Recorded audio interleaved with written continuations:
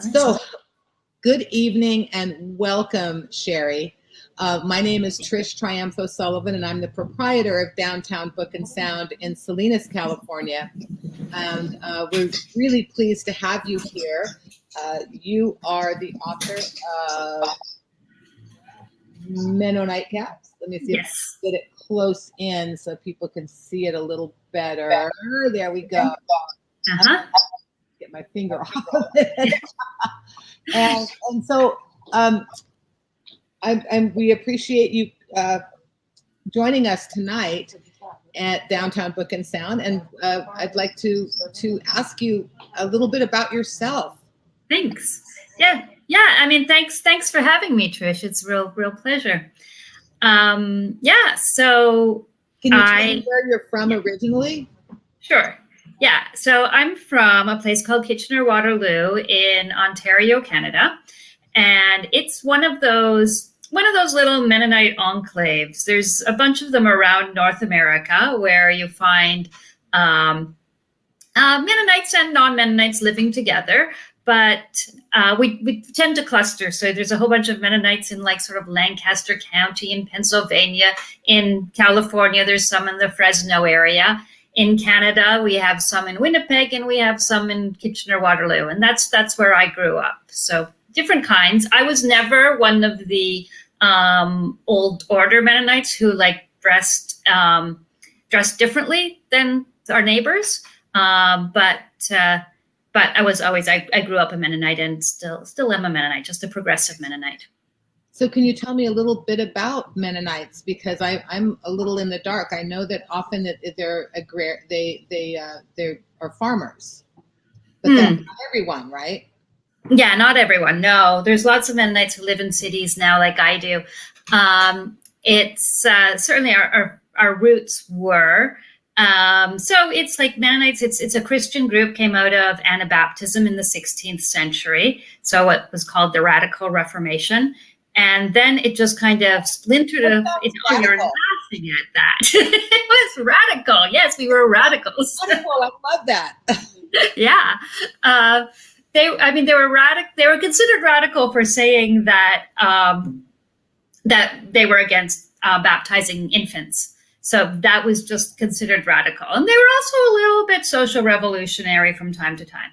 But there was kind of a wide range, and there still is. So then these are through lots of migrations and lots of sort of internal dynamics. They developed all these different branches of the Mennonite faith, and also because they lived sort of semi-isolated a lot of times, they developed into had their own cultural traditions. So that's why you'll find some Mennonites who are like, yeah, I don't go to church anymore, but I'm still Mennonite. And you'll have others that, have joined Mennonite just as a faith, and then they don't see it as an ethnicity at all. So it's on the book, the subtitle is that we're an ethno-religious group, which some people take more of the ethno part and some people take more of the religious part. And yeah, it's sort of in the late 19th century, that's when people started breaking off into these ones that were like going to reject technology and we say dressing plain to identify them. So that's when that happened. So that's why there's all these different groups. But that's fascinating. So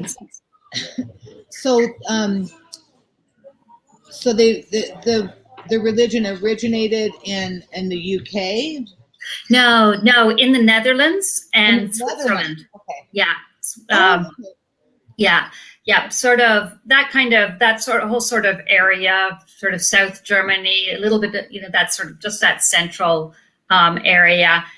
Some in Zurich, some in Germany, some in the Netherlands, all of there. That's where it started out. And so most Mennonites,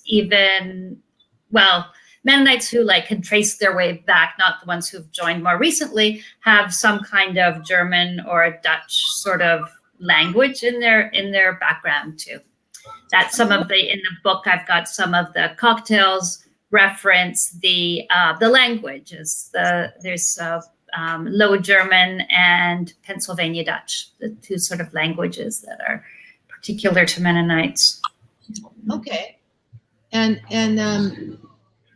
so just out of curiosity, how did you get into writing, period? I mean, how did you get to this place? Right. Writing a cocktail book. Yeah. It was a really circuitous sort of path. I sort of wanted to write since I was a kid, and I would just kind of, one of those kids who was scribbling all the time, stories. And then I started writing novels, but then I decided I wanted to write a blog that would be more fun. That would just be more fun than the novels. And so I started writing it, and it's like said I would write like funny things about being a Mennonite.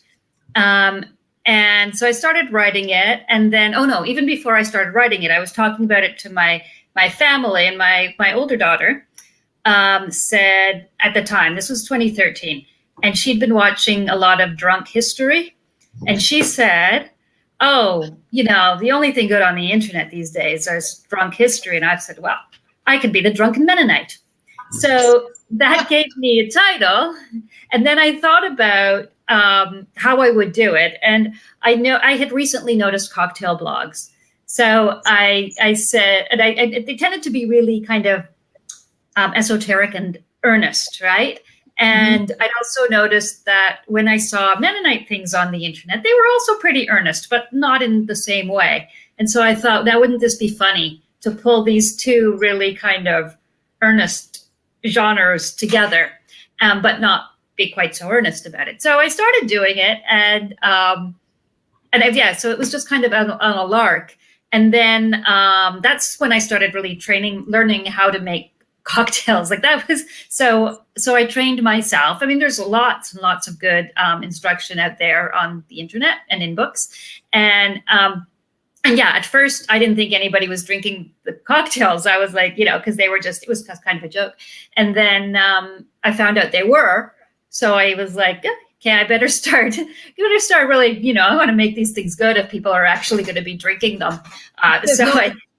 It's no longer a joke now that I have to actually make something that tastes good. Exactly. So I tried to keep some humor in the writing, but okay, the cocktails, I was like, every now and then on the blog, I don't know if you ever go to my blog, it's at slklassen.com, and that's the Drunken Mennonite. But there are still some cocktails there that are sort of first tries. But I'll always say that. I'll say, this one didn't work out so well. So the ones that made the book, I tested several times. I had some other people test them. So I know that they're good. The ones on the blog, not always. Not always. Yeah. I enjoyed reading through a few of your recipes and the little stories and stuff. So you start off with the blog, and then what made you decide to them into a book? Okay. Yes, to go into the book. So people told me, like right from the beginning, a lot of people were telling me, you should do a book. And I was like, come on. I didn't think. And it was sort of like a joke, like, it was like, imagine me like pitching this to one of the Mennonite publishers. Because there's Mennonite publishers out there, but they mostly promote, it's like they do devotional literature, right? So I was like, I don't know how you would fit this in with your like Sunday school curriculum, but here, we'll publish this. I didn't end up pitching it to a Mennonite publisher. I pitched it to a very good publisher who does both history and cookbooks. They do a lot of cookbooks. So, but then eventually some people who actually knew some things about publishing were like, no, this is a really good idea. And then I was still really, until I I was like, okay, I'll try to write up a proposal. And in the process of writing a proposal, I was like, this could really work. And so then I did it and sent it off, and here we are. It's a year and a half later. Yeah. Oh, that's so fun. Well, I know that, we've been carrying some humor cocktail books here at the bookstore. And one of them they're literary themed. So one of them is called Tequila Mockingbird. Yes. And the other is called Gone with the Gin. Yeah. I know. It's great that, because he kind of, Tim Fidel, I think he kind of like paved the way. So I'm like, yeah, there's a few other literary ones out there, but hey, this is the first history one. And this is certainly the first Mennonite one. Definitely. I've never seen, and so I'm excited about this. And I know my uncle will be too, because he still has his farm up in upstate New York. And has many Mennonite neighbors. He was a dairy farmer for many years, and I know there were Mennonite dairy farmers there too. Along with other, we've got ethno-religious groups. Yes.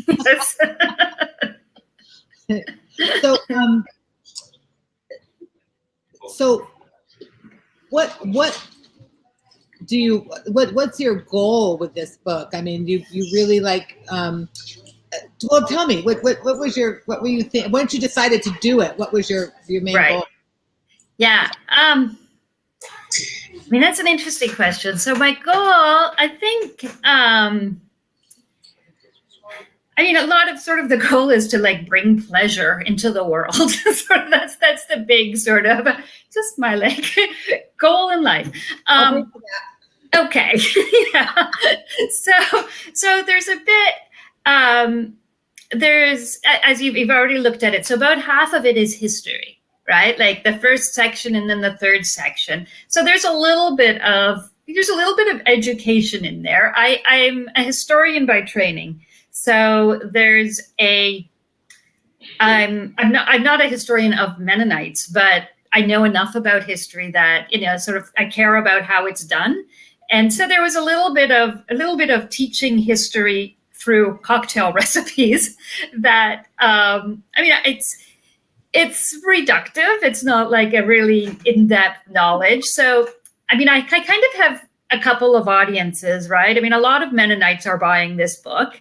Again, probably not your old order Mennonites or the Amish, but more progressive ones are. So they're enjoying it for the little bits of the things that they recognize. But some of it too, they don't all know all of the history that I've put in there. And so some of that is like, so I'm hoping that they will like then go a little further. And this is like an introduction. And people who aren't Mennonite, there's also, I think our sort of next audience are people who are either, we call them Menno adjacent, people who like know somebody or know somebody who knows somebody. Yeah, there's a surprising number of people who like once dated a Mennonite, but and so they,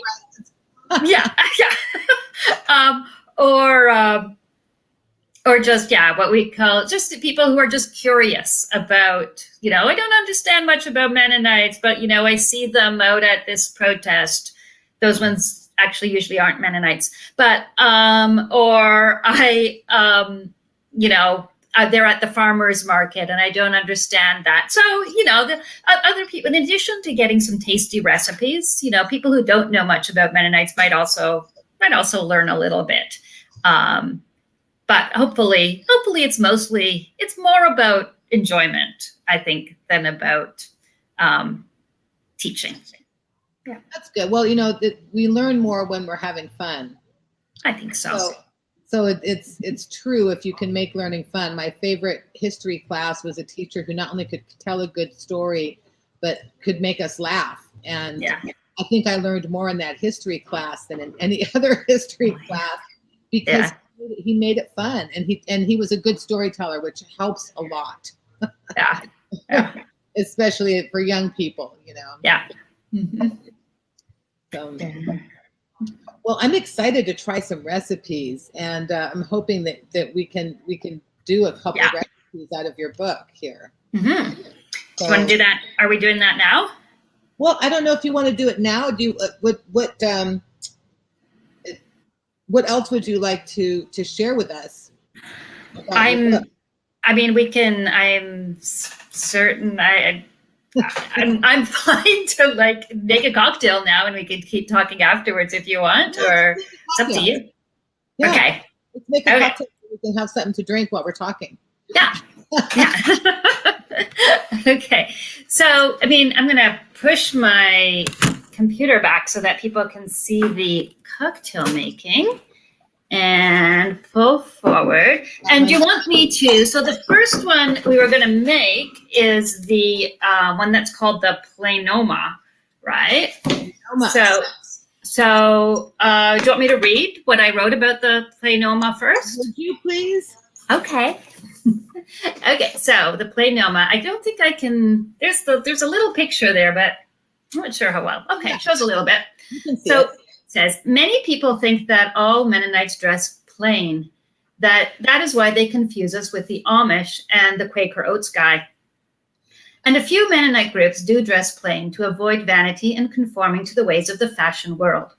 Most of us, however, manage to be unfashionable without even making it a tenet of the faith. So this is a plain version of a Paloma. No fancy pants, grapefruit soda pop in this cocktail. I realize I actually didn't say fancy pants, but I say fancy pants at the bottom. So then there's the recipe, which we will go through. And then at the bottom, I say to enjoy it in a spirit of humility and do not even think of putting a fancy pants garnish on the edge of the cocktail glass. That's, yes, on this one. Some of the other ones do have garnishes. But the ones, I actually kept the garnishes to a minimum because I was like, going for the simplicity and humility thing with the cocktails. But let's make this. Okay, I'm excited. Okay, so we're going to start with, you have a shaker? You have a shaker. I don't have a shaker, but I have a mixer. Do I have to shake? Well, it should be a shaken. Now, I do say that you can always use a yes,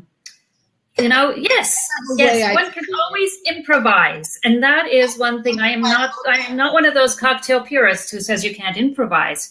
Yes, just cover your... Yes, your little squeeze thing. Okay, so we're going to start with some tequila. Oh, I have a new bottle of tequila, which means... Oh, yeah, I have a new bottle, too, so I guess I better see if I can even get the dang thing open. Yeah. I think it's childproof. Yeah. These are not children's drinks. I do have at the back of the book, I do have how to make these drinks non-alcoholic. But we're not doing that tonight. But just in case anybody is interested. Okay. Yes. So we're taking 2 ounces of tequila. Do you have a jigger or a measuring glass? That's what this is for. This is my measuring glass. Okay. People who don't have a measuring glass, you can use measuring spoons. And there's like, my publisher, my editor, suggested we put a handy dandy measuring, like a conversion table at the back. And I use it all the time. It's really nice. Oh, that's a good idea. Okay. Yeah. So I got the tequila. And then we're going to put 1.5 ounces of, oh yes. Is that a local tequila you have there? It's a local company, of course. All tequilas nice. From Mexico, but yeah. We got some tequila done. Yeah. This, so that's 2 And ounces.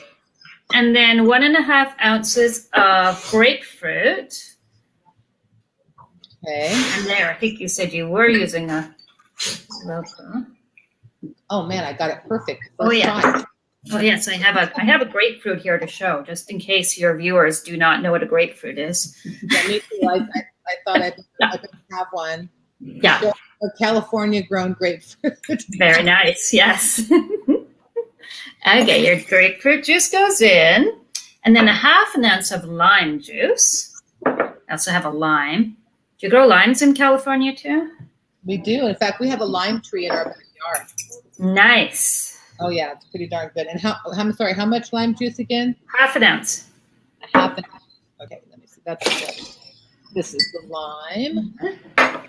And it's still not there yet. Half an ounce of lime juice. Okay. Half an ounce of simple syrup. Now, simple syrup, if any of your listeners don't know, it's simple to make. It is just equal amounts of sugar and water, and you boil it up. And for the Mennonites, I say, if people don't always like to be called simple, but we're always good with plain. So sometimes I just call it plain syrup instead of simple syrup. That's a joke. Okay, good. The syrup is just plain, just like. Yeah. I do have some fancier syrups in the book, but for this one, I was like, you're going to use plain syrup because it's a plainoma. So ice. Now we add some ice. Quite a bit of ice. Okay. And you're going to shake it.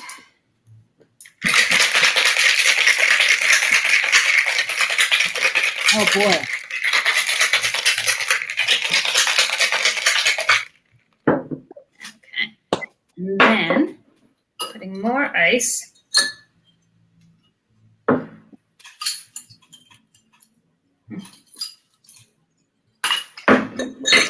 In the glass. And you strain it into your glass.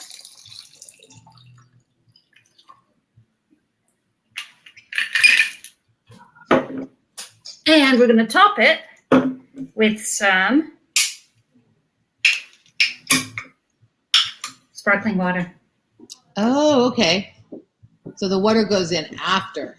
Yeah, right at the end. Oh, that's fantastic.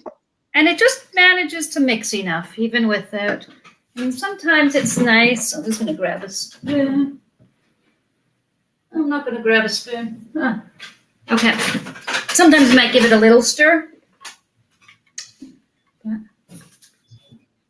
So my husband just went to grab me some ice because, like, yeah.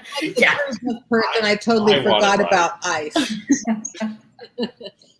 So let me put some ice in. I'll shake up mine, and then we'll finish up mine so that we can have a little toast. Yeah. We got our ice. Yeah, I'll grab my spoon. There we go.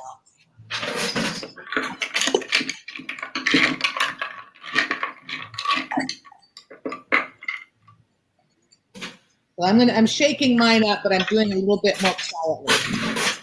You're what? Oh, doing it quietly? Yeah, I don't know how loud that was on the recording. Oh, it sounded great. It sounded like we were making a cocktail, for sure. Mm-hmm. Mm-hmm. Okay, now I got to get my strainer. And so we put some ice in, you said, to the glass. Yeah. Okay. Let's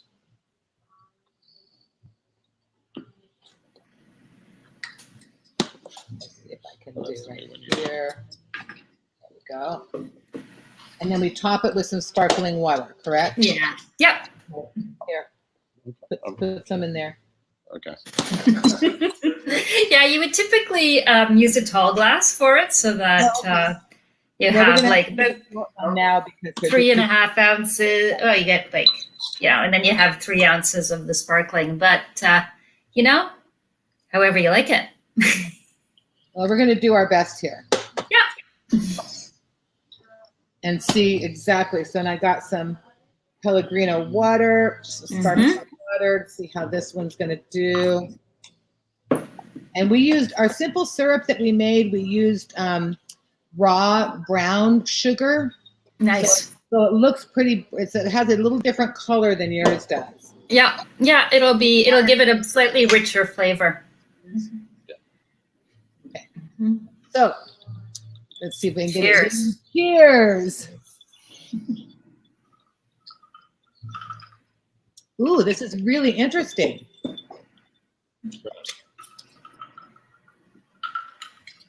Yeah, it's nice. It's a refreshing drink. It's really refreshing. Mm-hmm. Wow. Oh, I'm really enjoying this. Of course, I love citrus, so it's good for me. And I love tequila too. I learned how to drink tequila properly when I lived in Mexico. Apparently, a lot of American people don't know how. Okay. Before I lived there, I always thought you took a bite of a lime and took a shot and then took some salt, right? Mm-hmm. And then just swallowed it down fast. Well, in Mexico, you have good tequilas, like a good Scotch, and you sip it slowly and savor it. And good tequila is really good, and this tastes absolutely fantastic. Yeah, and it's I thought you were going to say, but you spend some money on it. Yeah, it varies a lot. I think a really cheap tequila, you do the way you said, because you just don't. You don't want to taste it. It's like, yeah. There's a real difference when you're actually having a good tequila. Yeah, cheers. This is great. Thank you so much for joining me and teaching me how to make some of your cocktails. I think this is a book I'll be taking home with me. Okay. Yeah. So, I mean, when I sort of about the recipes, I tell you a little bit about. So, as part of my goals in writing the recipes, I wanted them to be good. That I already told you, but a lot of cocktail books that you find are also they're not all. I find they're not all that accessible. They're like you have to buy so many things, and I was like, I wanted to make sure that. So all of my recipes, if you buy a bottle of something, you can use it in at least 2 things. So it's so you're not just constantly having to go and buy other bottles just because you want to make this one cocktail. Just for one cocktail. Yeah. So I tried to keep it. Mennonites have a little, actually, a bit of a reputation for being cheap, actually. So I was like, okay, if I want to deal with Mennonites here, I've got to. Right. You want to make sure it's accessible for everyone. Yeah, it's got to be accessible. There's a lot of, like I say, the variations, a lot of them it's just what we do is we vary the simple syrup. Like, I do have some that have a brown sugar simple syrup, a couple that have molasses for the simple syrup. How about variation? Pardon? How about maple syrup? A couple, not very many. I think I have 1 or 2, which you'd think I would have more. But yeah, I do have at least one with maple syrup. I do often on my own. It's an often because it's kind of a lazy simple syrup, isn't it? It's just like, I don't feel like making more simple syrup. I'll just put some maple syrup in there. And it goes really nicely with whiskey. So I don't know that I'd do it with a tequila. Maybe. I haven't tried that. It's probably a flavor that would pair very well with tequila. So maybe it would. Yeah. I think you might have something else to try. Yeah. When you wet your Ciclo. Yeah. Menno-Nightcaps too.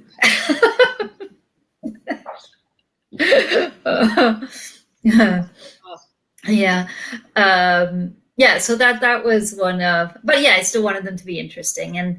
And so that was the other thing is this was last summer when I was testing and devising all the recipes. I mean, I had a few of them already from the blog, but, and last summer was a little unusual, as you may remember.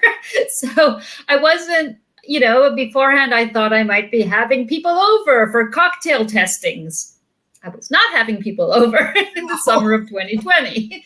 So I was sending out recipes. I had people across North America, who were like people I knew mostly. Like some of them were like personal friends. Some of them were family members. Some of them were just people I knew from Twitter. Sent out a call who wants to test recipes.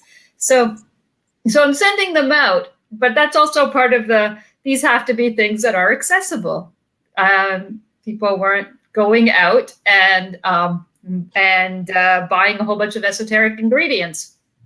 So it's so that was a little bit of it too. But I was actually glad that I was. So though, like you, I was trying to use local spirits and local ingredients when I could. So, and I very much encourage. I don't have a particular. That's the other thing. Sometimes you'll find the cocktail people will say you must use this gin or you must use that. And I wanted to make recipes that they'll taste a little different if you try it with a different gin, especially gin. Gins have quite a variation, right? But that is still good. So they're simple enough that they can handle the difference. Well, I'm already having my second round here. We're supposed to be making a different cocktail yet. Well, I know, but the fact is that I have a short glass, so I'm going to finish off the cocktail that I already had waiting for me. Okay.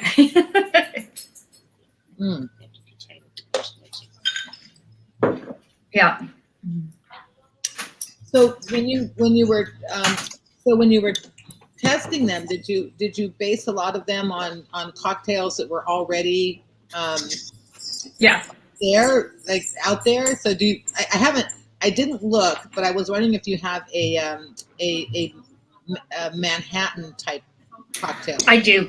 It's called so there's a group of Mennonites called the Holdeman Mennonites, and that's named after one of their founders, John Holdeman, and so there's a cocktail called the Hold Manhattan. Yeah, that's very much. Yeah, there's a whole section of book that talks about that's mostly about all our various church schisms, and yeah, so the Hold a Manhattan, is that a favorite of yours, a Manhattan? A Manhattan is a very big favorite of mine, and it's funny because when I was setting up for our little event tonight, one of my neighbors came over and said, you don't believe this, but I have all these ingredients at home. And so I was showing her your book, and she's like, this is so cool. It's great. Yeah. I was like, okay, I do believe that you have all the ingredients at home, and we'll have to try this cocktail. I'll try it again. Well, hold up your recipe again real quick for me, because I can the Hold a Manhattan. Yeah. Oh, neat. Yeah. Okay. I just got my book all wet. So let's see. It's got rye. I think that's a bit of usually the Manhattan is bourbon, isn't it? But because this was the Holdeman Mennonites are mostly in the prairies, so I thought a rye whiskey would be a better tribute to them than a bourbon. Yeah. So it's and then it's and then kirsch. So it's just rye and kirsch and some bitters. It's nice. It's a nice cocktail. So what's your favorite cocktail in your book? In my book, I know it's hard to answer that one. I've got two different kinds of favorites, because I've got favorite puns, because all of the titles are puns, right? They're all these Mennonite puns. So I've got some of that, and then I've got favorite cocktails to drink, and they're different. So I think, the French 75 is a big favorite of mine.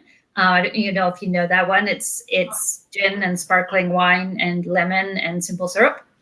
And so I varied the simple syrup in that one. And that one I call a French, and I put French in brackets, but 75-minute service, referencing how long our church services are. And that's, so that's a favorite. I think that one, I like both the title and the cocktail, like probably the best. But there's definitely, there are some others that, I'm a big fan of the Corpse Reviver No. 2 as a cocktail. And so in my book, I've named it after a 19th century Mennonite agrarian reformer that nobody's heard of except for like Mennonite historians. His name is Johann Cornies. So he's the Johann Cornies Reviver. And it's quite similar, except that you add some mulberries if you have mulberries. And if you don't, you can add some other berries, because who has mulberries, right? But I used to have a mulberry tree when I lived in Phoenix, and I love mulberries. They are good, but it's like, unless you have a mulberry tree in your backyard, they have one in the park that's right close to me. So I do actually have access to mulberries, but I thought, come on, like, That's not something you can buy commercially. So I'm not gonna, there's a few things in there where I'm like, yeah, there's a few fruits like that, like the choke cherries and mulberries. There's a few that I'm like, yeah, I put them in the recipes, but I'm like, I'm going to give you an option if you don't have these, because not everybody has one in their backyard. This is true. Yeah.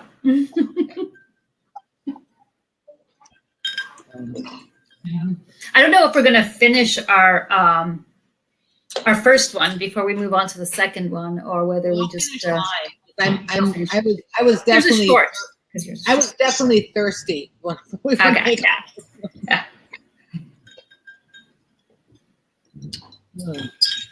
Very tasty. I really like this recipe. I can see this being a really nice hot summertime drink. Yeah, it's really a summer drink, isn't it? I like the.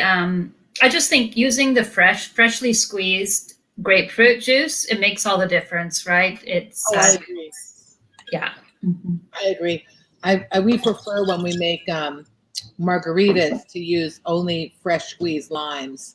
Yeah. Of course, there's a lot of good recipes for margaritas, but the only ones that I've ever really loved are when we squeeze all our own limes.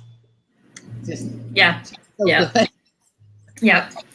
I don't. The margarita I've got is I call it the migrate-rita because it's because we have a long history of migration, and it's got watermelon in it, so that then tends to it's much less of a traditional margarita than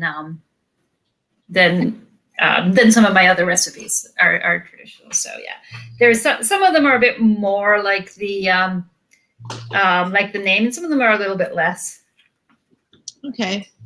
Well, and there's a few that actually aren't based on classic cocktails, and I just made up on my own.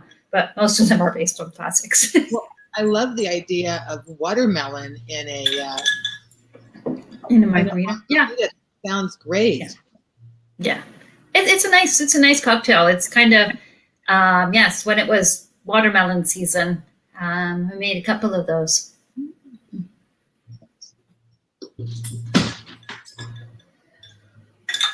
It's also one of my favorite illustrations in the book. Let's see if I can. If you can discover it. There it is. And that one, that's like, so it's like a little mic. Oh boy, I'm going the wrong way. There you go.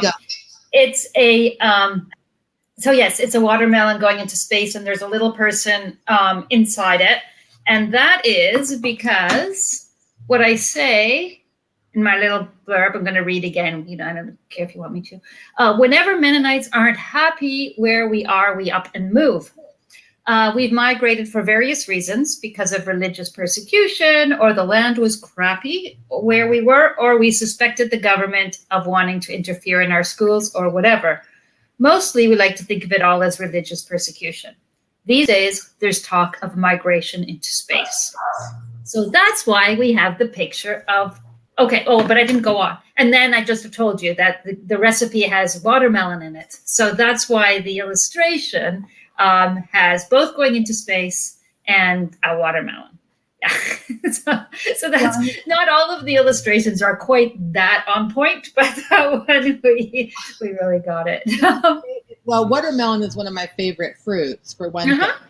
But it's so timely with the watermelon going into outer space with yes, Shatner just heading up to outer space, and he was very moved. I mean, for someone who pretended to be in outer space all those years, it was a pretty powerful thing for him. Pretty cool. I love that. Well, if I was Jeff Bezos' friend, I'd probably ask him to let me go first. Okay. But I'm not, so whatever. No.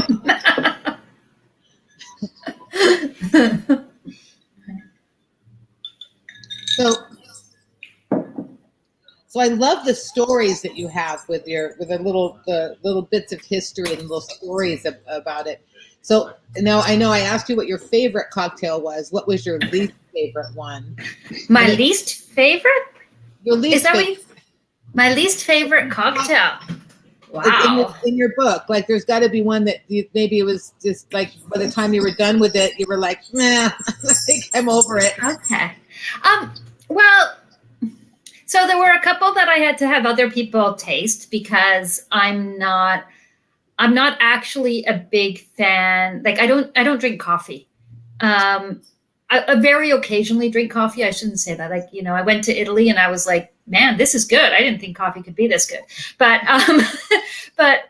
but regularly I don't. So like I made one called Black Russian Soil, and it's a Black Russian, but then it references our migration into Russia and that we were farmers, and so the soil. And it uses cold brew coffee, and it has to have a coffee flavor.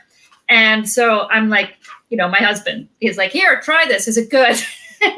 Oh, yeah, here it is. It doesn't have a picture, though. So you could just, yes. Sorry, there we go. Yes. And so he says it's very good. I tasted it. I was like, yeah, it's okay. But so he says it's good, but it's not really a favorite of mine because I just don't actually, I'm not really a big fan of coffee. There's probably a couple others like that. My husband's also a big fan of a Negroni, and I'm not. You probably prefer tequila to coffee, I'm guessing. Yeah, I guess. And you'll do that too, right? Okay, yes.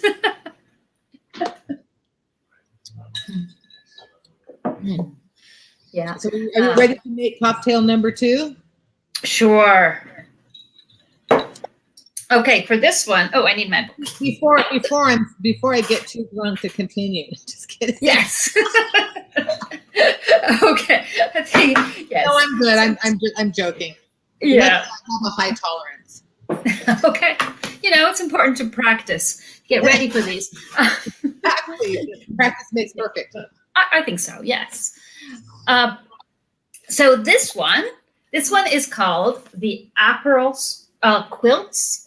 There's the picture. Beautiful. And there's the recipe. So, okay, I'll read what it says and then I'll make comment on it.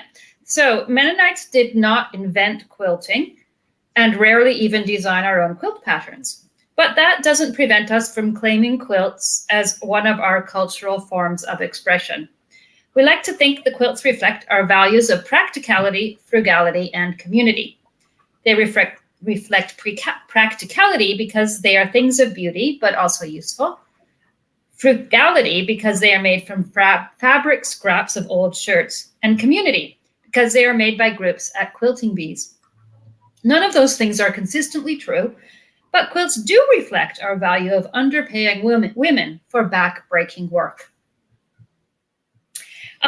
This cocktail is like if you took an Aperol spritz, cut it up into little pieces, and then sewed it back together again, sort of. Okay, so that one's a little bit of a jibe at the patriarchy. I don't know if you noticed. There is a little bit of patriarchy still alive in the Mennonite world. Who would have thought? The things I kind of hint there that it's not really true. So there are some myths. I grew up with, like, every year we go to a quilt auction and they're beautiful. And, the money goes to missions and all that. And I didn't realize. So things of beauty that are also useful. Well, actually, a lot of them are just hung up on walls. They're not always useful. So they're not. And artwork can be very useful. Absolutely. No, there's nothing wrong with that. But in terms of it being like, we value this because they're practical, they're not particular practical. If you want to make a quilt, like you want to make a blanket, there are more practical ways of making it than quilting. Frugality. Most of them aren't actually made from old shirts. They're made from like new fabric. But the real clincher for me was when I found out that most of them are not and never were actually made in like community groups, that there was usually like one woman, and even the old Amish ones that are like, there's tourists and they go and they buy the Amish quilts and they're like, no, they're like one woman sews and then she passes it on to the next, and it goes like one after another. It's not this big community thing. So that kind of, it was a little disillusioning when I did the like research into Mennonite quilts. So that's so it's a bit of a myth, but it's a myth that like we hold. It's not like it's a myth that like just all the non-Mennonites have. It's a myth that we hold in our hearts as Mennonites, that this is who we are. So that's the quilt. But I thought like just this last year, I bought a couple of quilts from a Mennonite sale, and I still do it. And they are still beautiful, and they are still lovely on the beds. And it's not a uniquely Mennonite thing by any stretch of the imagination, but yeah, they're lovely. And so anyway, I don't know what.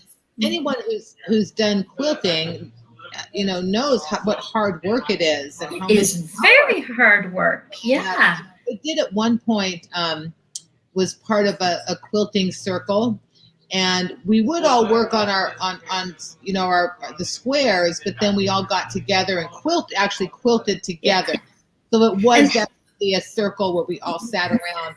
I was the youngest person there. You were the youngest, did you say? I was the youngest, yeah. Everyone else was probably in their 80s, and I think this was when I was in my 30s. I really had so much fun, and I really love quilting, and the community part of it is what makes it so awesome. It's nice, yeah. And I think because I grew up, there was a church group, and they did meet for quilting. But what I found out later is that like sort of when you're buying a quilt at like a quilt store, at a quilt sale, those are just a small percentage of the ones there. That more of them are done in this kind of like sort of more like a cottage industry of piecemeal of them doing it like doing a little bit and then sending it on to the next person who does a little bit more. And then like even the quilting, like somebody's good at quilting.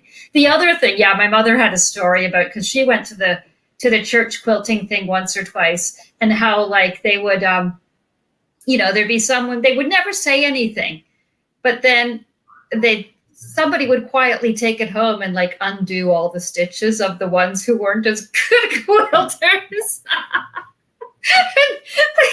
and then like redo them because the stitching has to be nice, but you wouldn't say anything. No, because they wouldn't want to offend anyone who was really trying their best, but just didn't have it in them. Oh my God. So I think there's lots of quilting dynamics that go on. Great story. I love that. Take it back and quietly just undo the stitches and redo them. And then next week you go back and you notice it's like looks like some stitches were like redone. Nope. Sure, you didn't notice that. You have to look carefully to see that. So, what a great story! Thank you for sharing that. That's really fun. Well.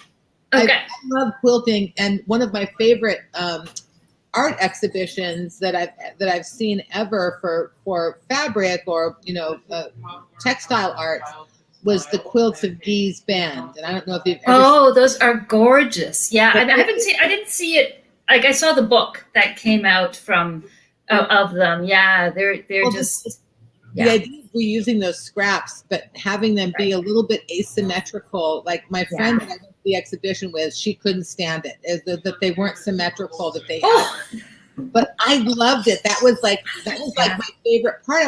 I was very inspired. I was thinking, well, I'm going to save all my old clothes and make some quilts, because I love the idea of it not being really a crazy quilt, but not being quite like perfect, Yeah. Us. We're not. We're all human.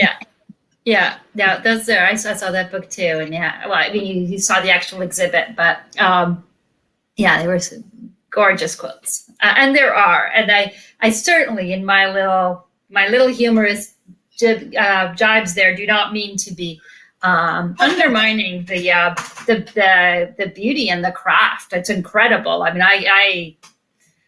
on my blog, I have a story about when I was a teenager, and my mother and my grandmother and I were like going to make a quilt, and how like what a disaster that was, because I basically can't sew a straight seam at all. So yeah, that was yeah. So I have a lot of respect. I can't do it, but yeah. But let's make this cocktail because I can do that. Okay, let's do that. So one of the ingredients is this. Yes, Aperol. Let me start with Aperol. Nice bitter, Amarone. So we put in 2 ounces. And you just make it straight into the glass, so it's nice and easy. And usually it's made in a wine glass. What kind of glass are you going to make this one in, Trish? Oh, I'm going to use my mixing glass because it's easy for me. So 2 ounces of the Aperol. I'm spilling it all over. Well, don't do that because we want to drink it, not spill it. Yeah, well, I didn't spill too much. I still have enough to drink. Okay, 1/2 ounce of lemon. Do you have a lemon tree in your backyard too? I do not have a lemon tree in my backyard. But you could. Definitely.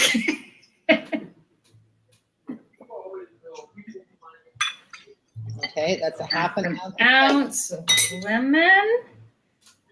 And then 1/2 ounce of simple syrup again. Okay. And I use the plain simple syrup this time too. Might be nice with maybe like a vanilla simple syrup. That might be nice. Oh, yeah. Well, I don't have a lemon tree in my backyard, but I do have a friend who does. So we're very lucky to be using her wonderful.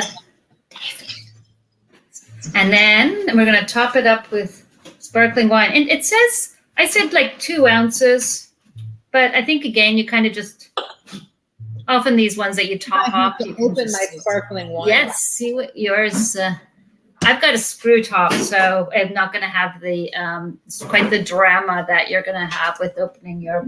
Not quite the excitement with that. Yeah. Well, I'm pretty good at doing this because I love sparkling wine, but I do want to say that I'm using a very special sparkling wine from a local winery called Odonata.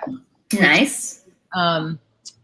Latin for dragonfly, which is why they're. Yeah, it's pretty. And one of the things that you may not know about the area that we live in is that we're one of the largest wine grape producing regions in the United States. Nice. But a lot of our grapes go to Napa. Okay. Yeah, that's why, because, you hear about Napa more. I hear about Napa, but not about Salinas Valley or Monterey. No, but so yes, I did not know that. Okay, I managed to do it without breaking anything. And you said how many ounces? 2 ounces? 2 ounces, yeah.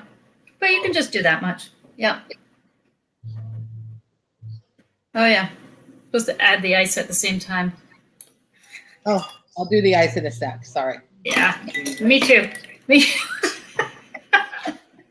Oops. Let's see. So we'll try to set this up next to the Aperol. Okay. Oh, wow. This smells great. Okay, let me get it in my glass. I mixed it in my mixing glass. Okay, cheers. Cheers. Clink. Yes.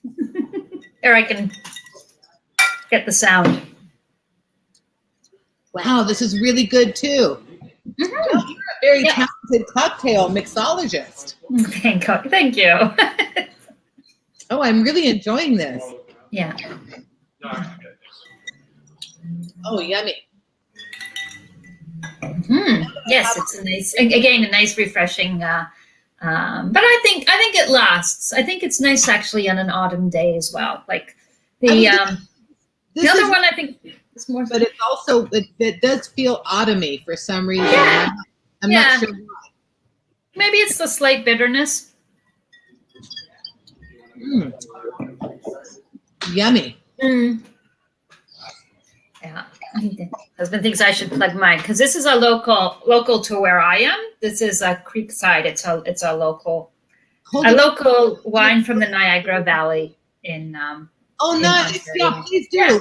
This is fun to share these things because it's nice to be using local people. Yeah. Yeah. Our local vendors. Yeah.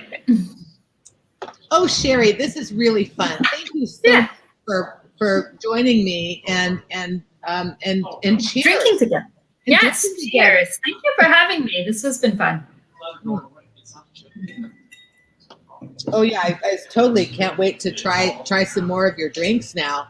I wasn't sure what to expect. I didn't try anything ahead of time. Okay. So, I wanted to be surprised. Yeah. Oh, yeah. Someone just told me I forgot to add the ice. Oops, here. Oh.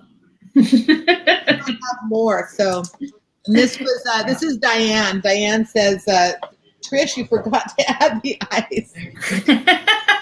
Okay, I'm adding ice and I'm putting a little bit more of the mix so that I can have the colder. So no wonder it felt more like autumn because it wasn't as cold. Oh, there you go. Yes.